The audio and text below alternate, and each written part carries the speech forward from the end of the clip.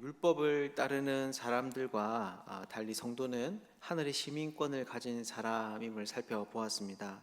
그래서 이런 인생은 율법을 쫓아가는 것이 아니라 그리스도 예수 안에서 하나님이 위에 부르신 그 부름의 상을 향하여서 달려가야 된다, 이런 말씀들을 나누었습니다. 그래서 많은 사람들은 이런 말씀을 통하여서 우리 성도들의 인생이 쉽게 영적이고 또 신학적인 것이라고 생각할 수 있습니다. 늘 하늘을 바라보며 살아가야 한다라는 것이죠. 하지만 이것은 이 땅에서의 삶을 무시하라는 권면은 아닙니다. 오히려 이 말은 그러한 신분에 합당하게 우리에게 주어진 삶을 잘 감당해낼 것을 요청하는 강력한 요구입니다. 왜냐하면 바울은 이런 하늘의 시민권에 대한 이야기에 이어서 성도들이 이 땅에서 어떻게 살아가야 하는지에 대해서 직접적으로 이야기를 하고 있기 때문입니다. 그렇다면 실질적으로 이런 삶은 여러분 어떤 것일까요? 그리고 이런 삶 가운데 주어지는 은혜는 또 어떤 것이 있을까요? 오늘 이런 질문을 가지고 함께 주어진 본문 안에서 영적인 교훈을 얻기를 원합니다. 우선 1절은 오늘 이렇게 이야기를 시작하고 있습니다. 그러므로 나의 사랑하고 사모하는 형제들, 나의 기쁨이요 면류관이 사랑하는 자들아, 이와 같이 주 안에 서라. 이때 서라라고 이야기를 바울이 하고 있는데요. 이것은 그냥 단순히 서 있는 것이 아니라 신념이나 믿음에 확고하게 서는 것, 굳게 서는 것을 의미합니다. 이런저런 어려움이 닥쳐와도 끝까지 그 믿음을 견지하는 것이죠. 그렇다면 그렇게 믿음을 견지해야 하는 첫 번째 대상이 무엇입니까? 2절을 보면 이렇게 이야기합니다. 내가 유오디아를 권하고 순두개를 권하노니 주 안에서 같은 마음을 품으라. 여기에 보면 유오디아와 순두개를 향하여서 같은 마음을 품을 것을 이야기를 합니다. 이 둘이 어떤 사람인지 성경에 풍성한 어떤 증거를 가지고 이야기를 하고 있지는 않지만 3절을 보면 복음에 나와 함께 힘쓰던 저 여인들이라고 이들을 설명하고 있습니다. 그러니까 이 두 사람은 단순히 교회 내 평신도들이 아니라 바울의 복음의 사역에 열정적으로 참여하던 그리스도의 일꾼이라고 우리가 볼 수 있죠. 그렇다면 바울이 이들에게 권면하는 바가 무엇입니까? 바로 주 안에서 같은 마음을 품는 것입니다. 그러니까 이 둘은 함께 복음을 위하여서 열심히 일하는 일꾼들이었지만 어떤 이유에서인지 그 관계가 깨어져서 함께 할 수 없는 어떤 그런 상황에 이르렀던 것입니다. 그래서 바울은 서로 화해하도록, 서로 관계가 회복되도록 권면하고 있는 것이죠. 그리고 이것은 공동체를 향한 권면으로도 이어집니다. 3절을 보면 이렇게 말하는데요. 또 참으로 나와 멍에를 같이 한 내게 구하노니 복음에 나와 함께 힘쓰던 저 여인들을 돕고 글레멘드와 그 외에 나의 동역자들을 구하라. 그 이름들이 생명책에 있느니라. 이때 우리는 도우라라고 하는 말을 재정적인 부분이라고 생각을 할 수 있지만 사실 이 도움의 대상은 유오디아와 순두개를 가리키는 것입니다. 그러니까 바울은 지금 온 공동체가 글레멘드와 다른 동역자들과 함께 나와 복음에 힘쓴 이 두 사람의 관계를 회복하는 일에 마음을 두고 힘을 써라. 바울이 그렇게 이야기를 하고 있는 거죠. 그렇다면 여러분, 이것이 무슨 말입니까? 바로 하늘의 시민권을 둔 사람들은 온 공동체가 힘을 합하여서 그 마음이 나뉘어지지 않도록 서로 노력해야 한다는 것입니다. 혹깨어진 사람이 있으면 당사자뿐만이 아니라 옆에 주위에 있는 사람들도 자신의 일로 여기고 회복을 위해서 힘을 쓸 수 있어야 되는 것이죠. 그래서 이 사람들은 여러분 어떤 사람들입니까? 바로 공동체 안에서 회복된 관계를 통하여서 화평을 누리는 사람들입니다.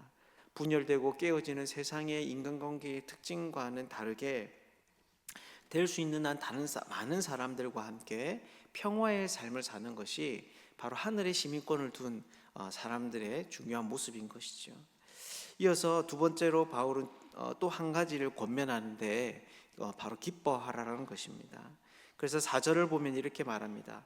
주 안에서 항상 기뻐하라. 내가 다시 말하노니 기뻐하라. 여기에 보면 기뻐하라라는 말이 두 번이나 등장을 하는데 빌립보서에서 말하는 이 기쁨은 우리가 흔히 일상에서 경험하는 정서적인 내면의 감정이나 심리 상태를 의미하는 것이 아닙니다. 오히려 어떤 상황 속에서도 자기 자신에게 내려야 하는 의지적인 명령이 바로 이 기쁨입니다. 그래서 이어서 나오는 5, 6절도 기쁨을 위한 노력을 바울이 이야기를 하고 있습니다. 먼저 5절을 보면 이렇게 말하는데요. 너희 관용을 모든 사람에게 알게 하라. 주께서 가까우시니라. 여기에 보면 너희 관용을 모든 사람에게 알게 하라고 이야기를 합니다.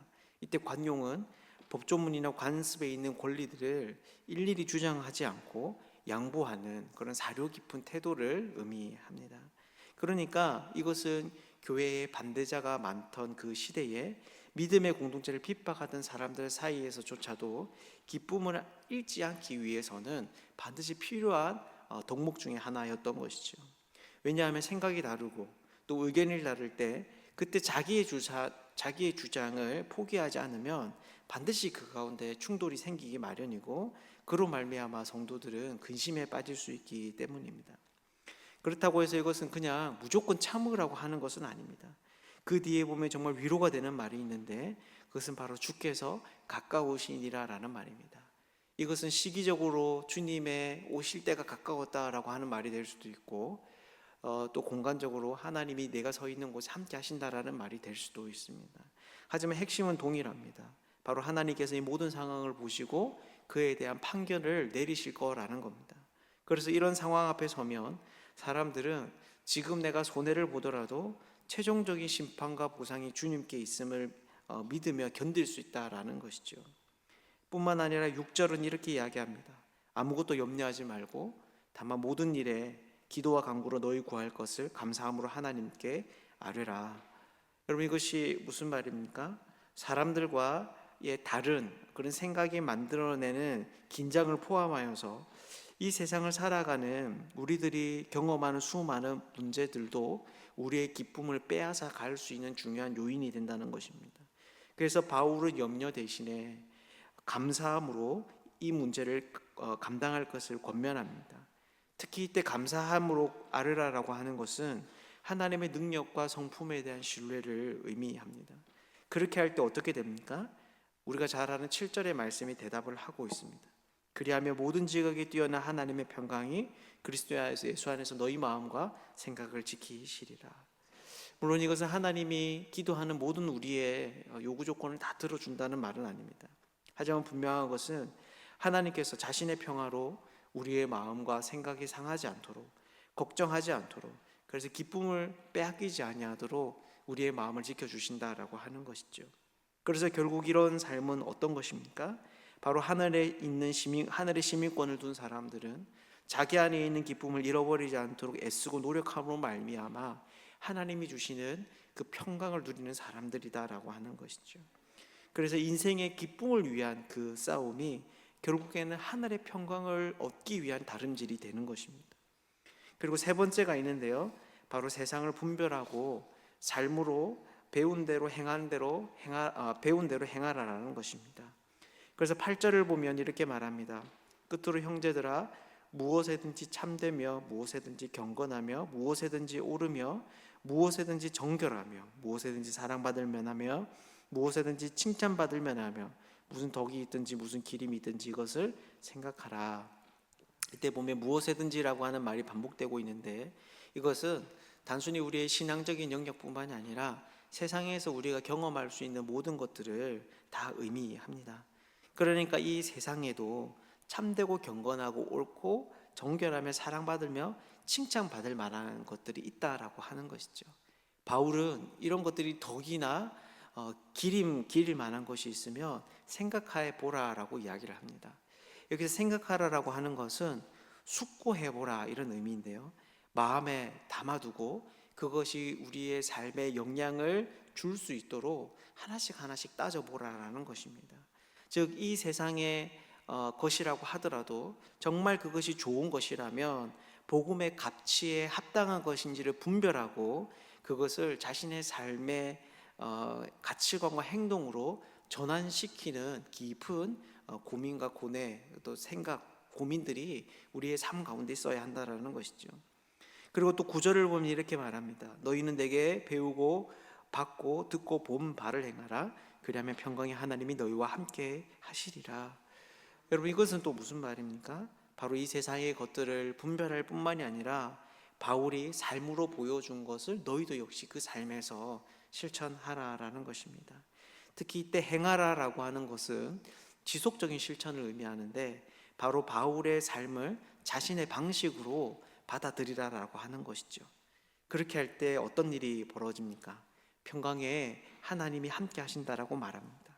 즉, 하늘의 시민권자들은 세상을 분별하고 믿음의 삶을 실천하는 것을 통해서 하나님이 주시는 평강을 누리는 걸 넘어서서 직접 평강의 하나님이 임재하시는 그 함께 하심을 경험하며 살아간다라는 것입니다. 그 인생의 하나님의 역사가 나타나는 것이죠.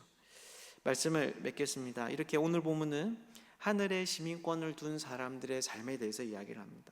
그것은 공동체 안에서 하나됨을 이루는 것이고 내면 안에서 기쁨을 위한 싸움을 치르는 것이며, 이 세상에 대해 분별하며 바울에게서 본 바대로 행하는 것이었습니다. 그렇다면 이것이 무슨 말이겠습니까? 바로 하늘에 시민권을 둔 사람들은 이 땅에서 무엇보다 구체적이고 실천적인 구별된 삶의 모습을 가질 수 있어야 한다는 것입니다. 그래서 그들의 인생 가운데는 부단한 애씀과 노력이 있습니다. 나 자신의 고집을 넘어서야 하며 의지를 가지고 현실이 아니라 하나님의 능력을 붙들 수 있어야 합니다. 때로는 자기 자존심을 버리고 머리를 숙여야 하고 타인의 일에도 함께 마음 아파하며 힘을 보태야 하는 것이죠. 하지만 이런 일 가운데 놀라운 약속이 있습니다. 바로 평강이 주어지는 것입니다. 하나님 나라의 백성이 하늘에서 주어지는 그 평강을 이 땅 가운데서 누리면서 구별된 삶을 살아가는 그 삶 가운데 주어지는 것이죠.